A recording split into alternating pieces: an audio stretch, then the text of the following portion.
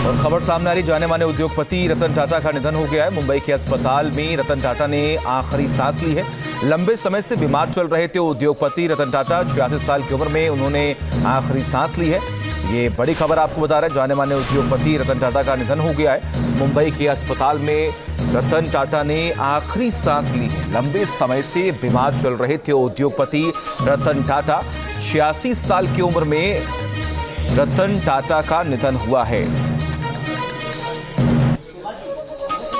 और तमाम जानकारी के लिए हमारे साथ हमारे सहयोगी पंकज मिश्रा जुड़े हुए हैं। पंकज, बेहद दुखद खबर।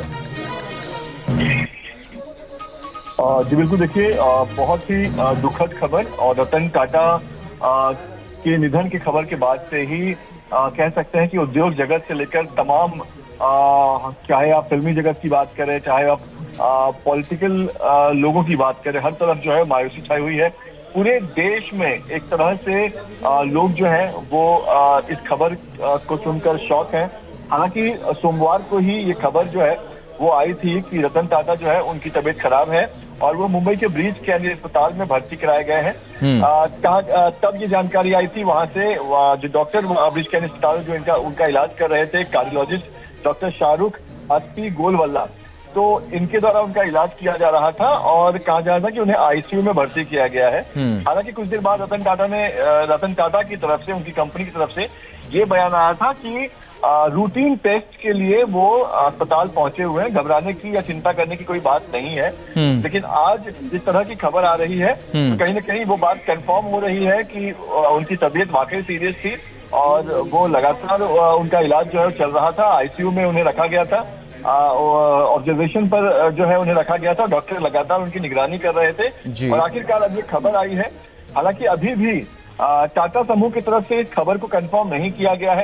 ये जो खबर आ रही है, ये जो बाकी व्यवस्था है, जैसे मुंबई पुलिस और बाकी जिनको जानकारी अब तक दे दी गई है, क्योंकि रतन टाटा के निधन के बाद अब मुंबई में सारे इंतजाम होने होंगे। पुलिस को इस बात की जानकारी दी गई है कि किस तरह से इंतजाम होंगे, क्या कुछ होगा। तो ये जो खबर आ रही है, पंकज, क्या किसी रिलेटिव से आपकी बातचीत हुई हो? क्या किसी और की तरफ से कुछ कंफर्मेशन किया गया हो, या जो डॉक्टर्स उनका इलाज कर रहे थे उनकी तरफ से कोई कंफर्मेशन, ऐसा कोई जानकारी, ऐसी कोई भी इंफॉर्मेशन? देखिए, जो जानकारी आ रही है वो रतन टाटा के करीबियों के थ्रू आ रही है, लेकिन अभी तक कोई परिवार का या कोई टाटा समूह से अभी तक कोई बात नहीं कर रहा है। और मैं आपको एक बड़ी खबर दे रहा हूँ, अभी अभी देवेंद्र फडणवीस जो महाराष्ट्र के उप मुख्यमंत्री हैं, उनकी तरफ से जानकारी आई है कि रात को जो है वो ब्रीच कैंडी अस्पताल में रतन टाटा उनकी डेथ हो गई है। और तो ये खबर जो है वो कंफर्म हो चुकी है कि रतन टाटा जो है वो अब इस दुनिया में नहीं रहे, उनका निधन हो चुका है। हालांकि बहुत ज्यादा जानकारी जो है वो अभी भी नहीं मिल पाई है, क्या वजह थी, क्यों उनकी तबीयत बिगड़ी, और क्योंकि खुद ही रतन टाटा की तरफ से ही चीजों को डिनाई कर दिया गया था। तो कंफर्म जानकारी अभी तक नहीं आई है, डिटेल जानकारी तक नहीं आई है। लेकिन ये खबर अब कंफर्म हो चुकी है कि देश के एक बहुत ही कह सकते हैं जिन्हें लोग बहुत प्यार करते थे, ऐसे उद्योगपति रतन टाटा अब हमारे बीच नहीं रहे।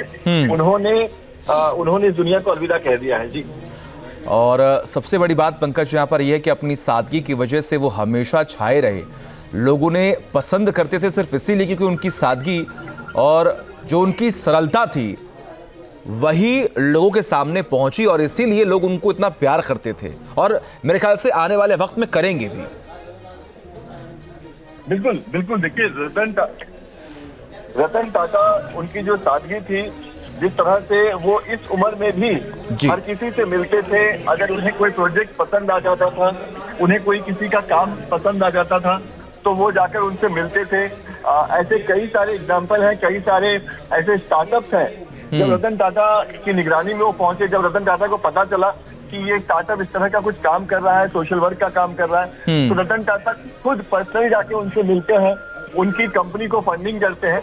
तो ये तमाम वजह है जिसकी वजह से रतन टाटा जाने जाते हैं, अपने चैरिटी की वजह से, अपने सादेपन की वजह से, अपने व्यवहार की वजह से। जो इतने बड़े इंडस्ट्रियलिस्ट होने के बावजूद जो उनका जो एक सरलता था, उनसे मिलना हो या उनके नजदीक पहुंचना हो, उनसे किसी को मुलाकात करना हो, तो ये जो एक्सेस वो आज भी लोगों को देते थे खुद से मिलने के लिए, खुद के करीब आने के लिए, इसकी वजह से लोग और ज्यादा उन्हें प्यार करते थे, उन्हें पसंद करते थे। मैं व्यक्तिगत तौर पर कई ऐसे स्टार्टअप्स को जानता हूं जो बहुत ही छोटे तरीके से उन्होंने अपना काम शुरू किया था, लेकिन रतन टाटा तक जब उनकी जानकारी पहुंची तो रतन टाटा ने खुद उन्हें बुलाया अपने पास, उनके काम को समझा और बाद में उन्होंने उनकी कंपनी की तरफ से उन्हें अच्छा खासा फंडिंग देकर उनके काम को आगे बढ़ाया, उनके काम को प्रोत्साहन दिया। तो ये रतन टाटा की खासियत थी और इन्हीं सब वजहों से रतन टाटा उनको जाना जाता था। और जैसा कि आपने कहा कि उनकी सरलता ये सबसे ऊपर है।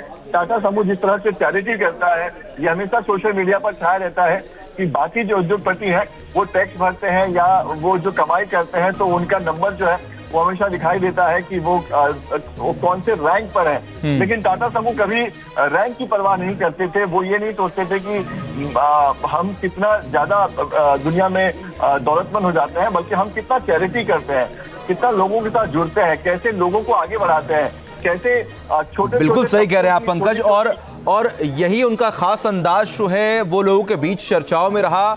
हमेशा से कई ऐसे वीडियो भी वायरल हुए, उन्होंने ये बताने और समझाने का प्रयास किया कि हमारे देश का युवा कितना काबिल है, और हमेशा से उन्होंने युवाओं पर भी भरोसा जताया। इसीलिए लगातार स्टार्टअप्स में इन्वॉल्व होना, उनमें फंड देना एक बहुत बड़ा योगदान रहा है उनका इस युवा वर्ग में, इस युवा पीढ़ी में। और सबसे बड़ी बात यह है कि आपके लिए, हमारे लिए और इस देश के कई लाखों करोड़ों युवाओं के लिए एक मोटिवेशन है उनकी कहानी।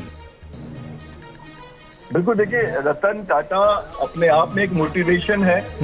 बहुत सारे जो युवा हैं, जो बिजनेस में आते हैं, जो स्टार्टअप्स में आते हैं, वो रतन टाटा का अपने मोबाइल फोन पर वॉलपेपर रखते हैं, अपने ऑफिस में अपने चेयर के सामने उनकी तस्वीर रखते हैं जी। तो ये सबसे बड़ी उपलब्धि है रतन टाटा को लेकर कि रतन टाटा को जो बिजनेस से लोग जुड़ना चाहते हैं या जिंदगी में जो कामयाब होना चाहते हैं, वो रतन टाटा को लिटरली पूछते थे, रतन टाटा को एक आइडल की तरह मानते थे।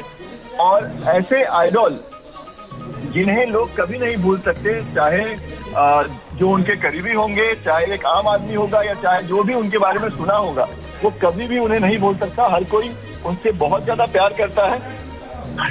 और अब जब रतन टाटा नहीं रहे तो खासतौर पर हम देख रहे हैं कि ट्विटर पर इस खबर के आने के थोड़े ही देर बाद से ट्विटर पर रतन टाटा जो है वो पहले पर ट्रेंड होने लगे हैं। तो ये बताता है कि रतन टाटा कितने मशहूर हैं, कितना लोग उनसे प्यार करते थे। बिल्कुल सही कह रहे हैं आप पंकज। देखिए, रतन टाटा किसी के लिए आइडल हैं, किसी के लिए मेंटर हैं, किसी के लिए बेहतरीन उद्योगपति हैं, किसी के लिए बेहतरीन शख्स हैं। लेकिन सबसे बड़ी बात यहां पर है कि उन्होंने अकेले दम पर इतना बड़ा साम्राज्य बनाया, तमाम हजारों लाखों करोड़ों लोगों को नौकरियां दी, और अब वो हमारे बीच में नहीं है। कई ऐसे लोग हैं जिनकी आंखें नम हो चुकी हैं, काफी दिनों से अस्पताल में एडमिट थे, लगातार उनका इलाज चल रहा था। लेकिन अभी जो खबर सामने आई है वो सभी के आंखों में आंसू ला रही है, सभी की आंखें जो है वो नम हो चुकी है।